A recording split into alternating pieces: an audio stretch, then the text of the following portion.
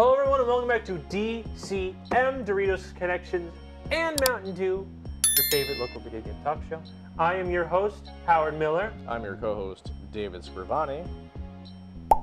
And I'm Dr. J. And let's start off with our first segment. Hey!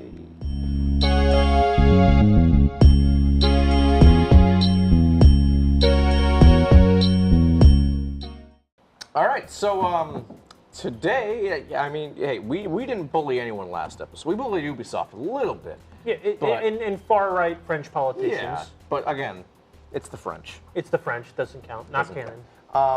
But this time, we're going all in on bullying. And who are we bullying, you might ask? Multi-million-dollar company Sony is who we're bullying. Again. Because, yeah, again. Well, what isn't the first time, probably won't be the last. So yeah, that new PlayStation Plus is a thing. It exists.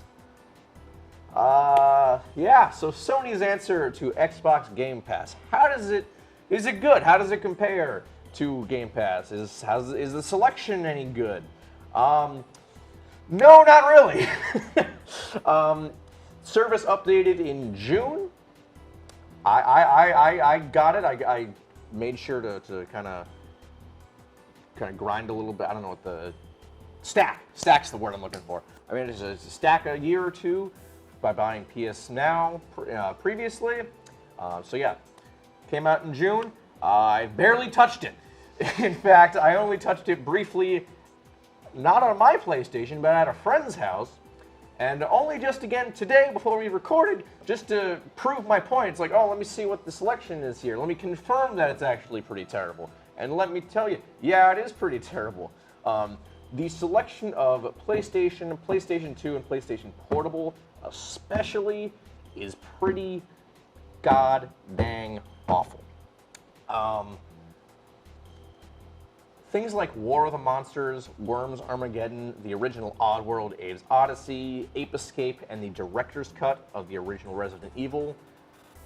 That's kind of the highlights for Classic out of a whopping enormous library of 38 games.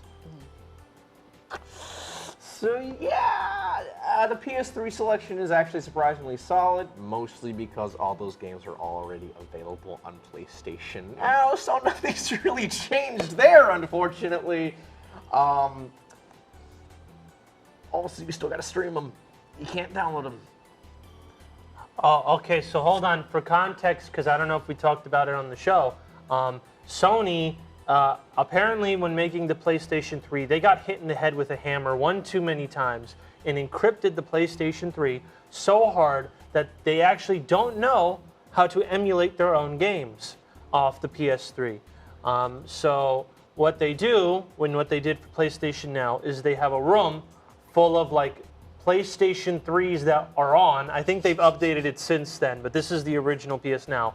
And essentially, what PS Now used to do before it got amalgamated into PS Plus is it would log you on to one of those PS3s and it would play the game from there. Like, and they've kind of fixed it, but still, the only way to play the PS3 selections is to stream it via the cloud. Which, don't get me wrong, Game Pass has that too, but it is an option to stream it through the cloud, not a mandatory requirement. So you can, we have to, because I don't think we ever mentioned that on our show, so we're just reinstating that fact. I know we made a few online episodes, but this is for the TV viewers. All right, so you can continue. Yeah. So yeah, overall, I feel like the new PlayStation Plus has been a bit of a letdown. I don't think it's really worth your money. Again, I spent the money, have not touched it at all. I don't know what Game Pass was like when it first launched, but so far, I don't think somebody's doing much to win people over. Okay. So when Game Pass first came out, it was a little rough. It had a pretty rough selection, right? They were obviously trying stuff. Mm-hmm. Had a lot of THQ Nordic titles and first-party games. However, they constantly updated. and now we have what we are right now. So it is going to be a little rough. However, from what Digital Foundry put out on their video, half the PS1 games run a little clunky. Ooh. Yes, I don't know if you know this, but they did videos on both the PAL version and the NTSC version. And at first, at launch, you were actually region locked to play those two different versions until they, I think, fixed it recently. But yeah, so because most of the time, I think the rule is the PAL versions are usually inferior when it comes to emulation, but the PAL versions are superior if you have like a PlayStation. I think that's the rule of thumb. Don't quote me on that. But like, it's obvious that the frame rate was messed up on the PAL versions, like all PAL versions, the frame rate just goes bonkers and is inconsistent. And on the NTSC version I saw on Ape Escape, the textures are wonky and they'll just flash. Like the menu things will just be like randomly it'll pop as a square box instead of the button inputs on Ape Escape. And it's really not good emulation at all for the PlayStation 1 games. Yeah, that doesn't sound And considering that they were rebranding PlayStation Plus, and the only thing they really had to do was the PlayStation 1, 2, and PSP emulation, because they already had PS Now, PlayStation 3, and everything on 5's backwards compatible, you would think that the PlayStation 1 emulation would be a little consistent, a little better, a little functional. but not so much. And they have like literally no exclusives. There's like none of the Twisted Metals. There's none of the Sly Coopers. No, and they have Jack and Daxter. That's kind of it. Do they even have Ratchet and Clank? I don't. Not any of the older ones. No. I mean, I think they have the PS3 ones, but again, that's just because it was on PS Now. I don't think they have any of the PS2 ones. And they want $10 more a month for this? Yeah, how much are you paying for all this? So I only bought a year. I think it was 120. Because it which is basically just the combined cost of a year of PlayStation Plus and a year of PlayStation Now. Oh, we also forgot to mention there was also a story. I don't know if you saw this, so we can add to this. So the second tier of PlayStation Now, because there's 3 tiers for this, to make it extra confusing. The second tier gives you access to the PS4 games, I think. PS4 and 5, I want to say. Okay, and 5, and it gives you access to demos. And they promise like every week there's going to be a demo. Issue. They basically sent like ransom letters to game developers saying you need to make a playable demo if you want this game to go on our store. Oh my god! And the demo is only available if you pay for the second tier onward. What the hell? Why? So what is the point of the demo then if you have to pay for the demo? I love paying for demos of the games that I could just play Yeah, ordinarily. but hold on. What is the point of the demo? If the game itself is already there. No, it's like if you're making a new game. Let's say I don't know, Apex Legends 2, okay? And you're gonna put it on the PlayStation Store, right? And that's like the only big game coming out that week. And Sony needs a demo. They will send EA a letter saying you need to make a 4-hour demo for this.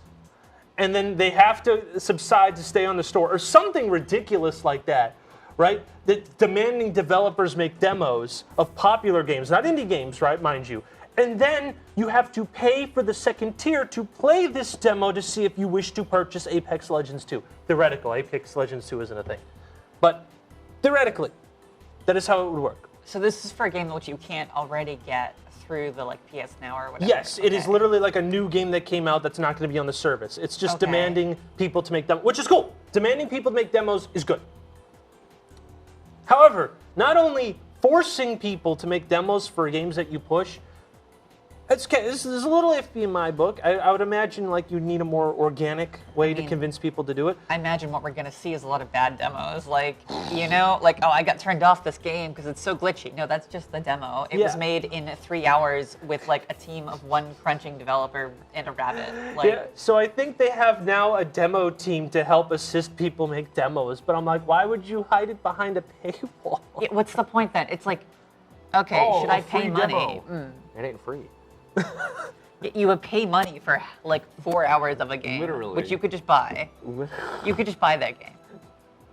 I mean, for the price, I don't know what how much the second tier costs. I assume it's in the range of $60. We're doing some research here, ladies and gentlemen. Stand by. I have no idea. Okay. Hold on, I have it. Oh. Let's go to the PlayStation blog. What do you got to tell us? Okay. So the base price is $10 a month, $60 a year. Okay. The one with the demos, I'm pretty sure. Oh, I was wrong. I'm a liar. It's not the second tier, which is $15 a month, $100 a year. It's the third tier, that's $18 a month, $120 a year. That's what the demos are. Why? Why? That's what the demos are. For that money, just buy the dang game. Oh. Just buy the dang game. Oh my God, this is worse. We're finding it out. It's worse live, all right, babe? I'm baffled.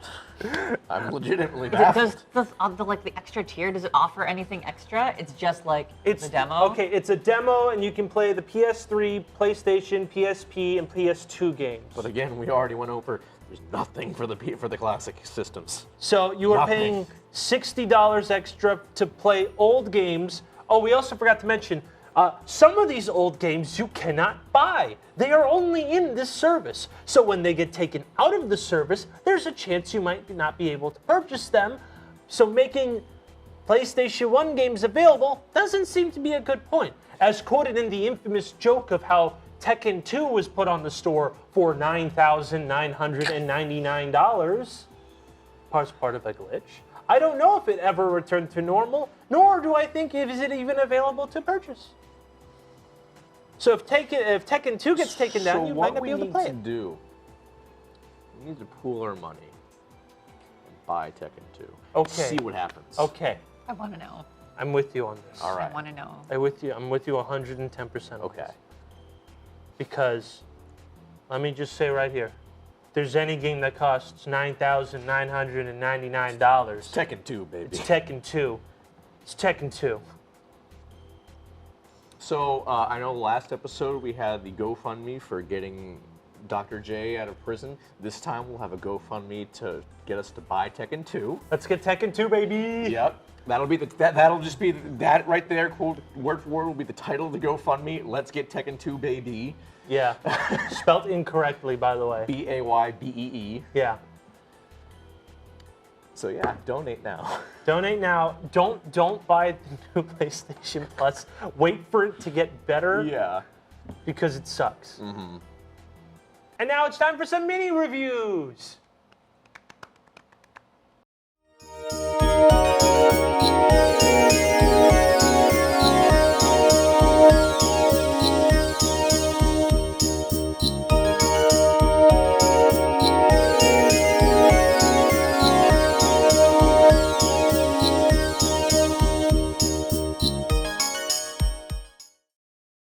So if you want, okay, so this is a little, so this has a little introduction. This is a thing, like a historical thing. If you want to ever see one of the most popular game companies and wondered, man, these guys are so successful, they must be making like classics all the time. That was not the story for Capcom in the 360 PS3 area, because they made some terrible mistakes, almost went to bankruptcy, and made some of the weirdest games people don't remember. You know, because everyone remembers Remember Me, right? What? Exactly. But however, that's not what we're talking about. We're talking about Asura's Wrath today. Released in, I'm pretty sure, 2012. It was developed by CyberConnect 2. They make the Naruto Shippuden Ninja Storm games. And that's all they do, basically. They just make the Naruto Shippuden games. Actually, they did the Demon Slayer game, the new one. They make arena fighters. But Asura's Wrath isn't an arena fighter. It is a shoot 'em up, quick time event driven, beat 'em up anime that is about a culture of demigods fighting off the evil of the world called the Goma. all right? And they keep fighting them for thousands and thousands of years, and it's not working. So they betray Asura because they knew Asura wasn't going to vibe with it, to basically try to find the most unethical way to completely eradicate the evil from Earth, right? So all the deities get together and they kill Asura. But I don't know if you know the meme, man literally too angry to die. This is where the meme originated because Asura is the demigod of wrath. He gets so angry, he does not die. He wakes up to find himself in limbo 10,000 years later. Someone goes, how are you still alive? You're supposed to go to like the great beyond. And Asura's like, no, I'm angry. And he just comes back to life. So now we're going to say, and he finds Earth's in shambles. Everyone's now a dumb cultist because the demigods are harvesting them for this spirit power called mantra. It's confusing, but don't pay attention because the whole appeal is how absolutely insane. The first boss of Asura's Wrath, you fight a guy called Wizen. He's one of the demigods. He's the demigod of violence. All he can do is grow bigger. So you have a fight with him. That's a beat 'em up, and then it's a quick time transition, and then you do a shoot 'em up with him, like like an actual shmup, right? And then he grows bigger than the planet itself. And he laughs at you, and he squishes you with his finger.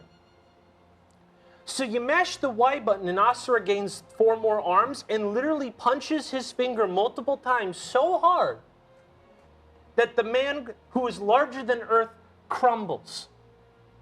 Spoiler alert for the rest of the game. This game is absolutely insane, and I love it.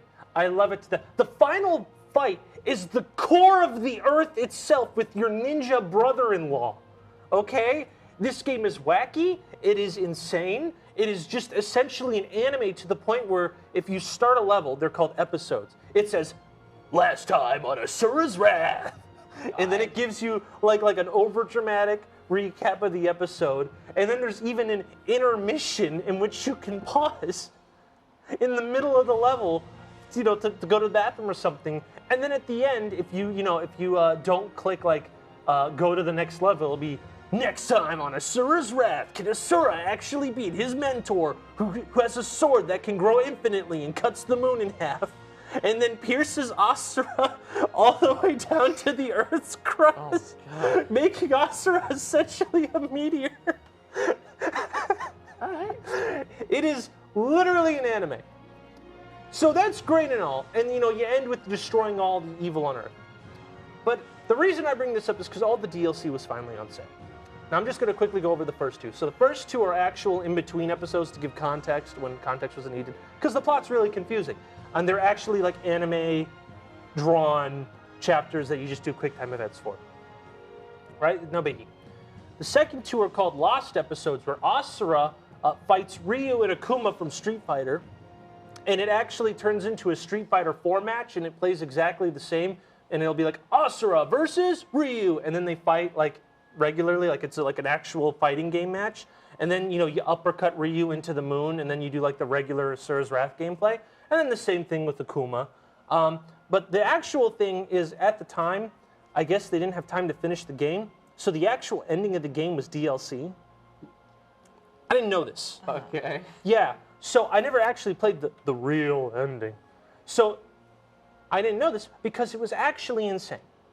So the ending of the game, because the plot hole that was never addressed is how does Asura just get his wrath? Because it's implied that Asura's getting angry for a specific reason, but Asura's, a big, dumb, angry man. He doesn't explain anything, right? He's man too angry to die. So once they kill all the evil at Earth, the god of everything, Chakra, comes down, because it's inspired by Buddhist mythology, comes down and says, good job, Asura. This was all a test. Now, I was doing this also so I could have a worthy successor to be the next Chakra. Come on, Asura, let's go. We have many more universes and planets to rule. And Asura goes, this is a game to you? Trillions of people suffer in order for you to find your next thing? Asura doesn't like people who control other people's lives. That's why he gets mad. So he kills God himself. He gets so angry. He fights literal God to the point where he ends up dying because the God creates like, the mantra gimmick, and Asura runs on mantra and not, people don't. So he knows full well if I'm going to murder him, I'm going to die. So the whole DLC campaign is him trying to find a way to kill God. This game is insane. I love it, and the only way you can play it is, I think, on PC and Xbox 360 backwards compatible. But it is a gem. It is nuts. I can't describe everything. Like, this is just like a serving size. This is a sampler to the iceberg. This is nutty. Okay, I'm gonna give this game an 8 out of 10. I'm lowered it down a point because they cut the ending out and made it DLC, which is cringe. But go check it out. It's nuts. Now for a slightly less lengthy review, and also one of a game that is literally a polar opposite of whatever I just heard about over there. I've been playing Later Alligator. This point-and-click adventure from developer Pillow Fight in conjunction with Small Boo Animation has been on my radar for years, but without a PC or Nintendo Switch to play it on, I never had the opportunity to check it out. Fortunately, that has since changed, and it was the first thing I picked up at the Steam Summer Sale, and boy, was it worth it. Later Alligator has your unnamed character hired by Pat, a timid alligator living in, level with me here, living in Alligator, New York City, and believes his family, who has ties to the mob, is going to murder him at the end of the night for squealing on something. He doesn't know what. That's up for the player character to find out. You go around and talk to his family members and perform tasks for them in exchange for information, which can range from beating their high score in pinball, playing hide and seek and letting them win, keeping an overly complicated grill from breaking down, using a Ouija board to search for their husband that they definitely totally didn't murder, going on a practice state in which the game suddenly shifts from hand-drawn 2D animation to an anime-style visual novel. I could go on and on. Really, I could. There's a lot to go for there. But can you kill God? Cannot kill God, unfortunately. And that's the one detractor. That's why it's not a 10 out of 10. The 2D animation from Small Boo is ridiculously charming and adorable, and it's also honestly kind of like what drew me to the game in the first place, because it's 2D animation and alligators. Two things I love. It's adorable.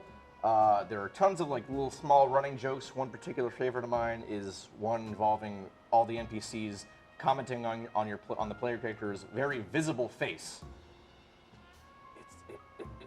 It's a first-person perspective. You can't see your own face, at least until the end of the game. Spoilers. And unraveling the mystery of what the event is surprisingly keeps the player guessing, especially after a second playthrough. I'm gonna give it an 8 out of 10 because during that third playthrough, it does get a little repetitive because you kind of start to lose track of what you haven't done yet, and then you kind of spend a lot of time doing things you have already done in order just to wind down the clock to get to the end game where you do finally get the true ending of Later Alligator.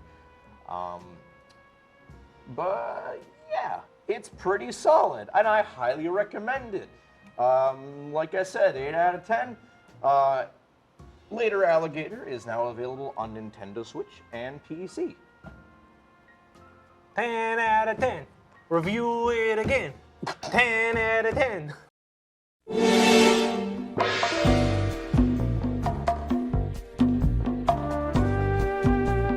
All right, now it's time for our last segment. Of course, we're bullying Sony still, but Suckerpunch has a. I think they were responding to something because there were rumors that they were working on an infamous reboot or a new Sly Cooper. And they made sure to come at us and tell us the most important news. That no, not only are they not happening, no one is working with any of those titles right now. You like Sly Cooper? Nope.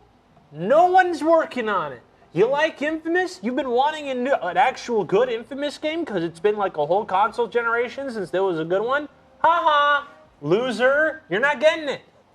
They're not making. The only thing they're working on is Ghosts of Tsushima 2. That's it.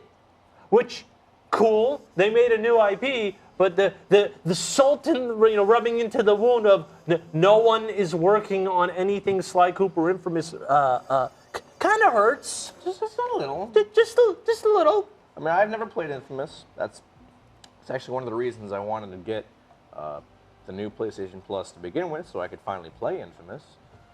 But again, I haven't because I haven't touched the service yet. But yeah, everyone likes Infamous. Has there been a bad Infamous game? Yeah, all of them after 2. That's only 2 of them. 2 and I thought people liked Second Son. it's meandering. Okay. Well, it's kind of like how people like the launch title of Killzone, and then no one has talked about it since. Fair It's enough. kind of like hype and then not there. Fair enough. Still, make them. For God's sake. Like that, just you know what? Don't even make a new one. Listen. Just port them. Just port them at this point. Like no one's working on anything. You mean to tell me that you can't just port the Sly Cooper trilogy, the port that already exists? You can't just do it again? Because if you're not going to make it backwards compatible, I mean, Here's my take on the situation. People love, and I mean love, nostalgia. It's like a drug to some people. And you know what? We had a bunch of really good legacy reboots / sequels recently. Wolfenstein: The New Order, Doom 2016, Crash Bandicoot 4, God of War. God of War, kind of God of War. This is like it's free real estate. This is it's free money. It probably wouldn't even take that much money. I would imagine Ghost of Tsushima sold gangbusters. Yeah. They have plenty of money to make a new Sly Cooper or Infamous. Infamous. Thank you. You're welcome. Or a new Infamous. So what's going on here? I don't get it. It's such an obvious move to make financially. We actually, in one of our first episodes, brought this up. Mm-hmm. Sony is quickly becoming like a Xbox One era Microsoft. It's like, we only have 3 franchises, and we're staying in those 3 franchises.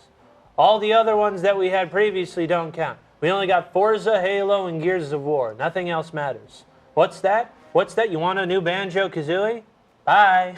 Like, no one cares, right? That's their mentality. And Sony's quickly becoming I'm sorry, if it's not, God of War, Last of Us, and Gran Turismo, we really don't care.